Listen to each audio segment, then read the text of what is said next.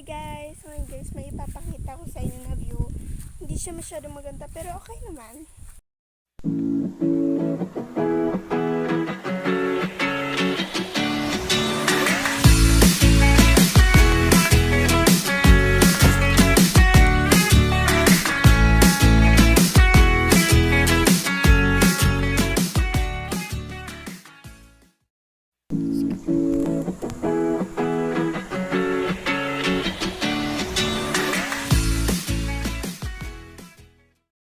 O, diba? Okay lang. Kaya lang, medyo madilim.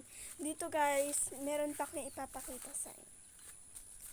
Hindi siya masyadong maganda pero okay naman. Dito kasi sa Visayas ay marami namang magagandang view. Dito sa Visayas.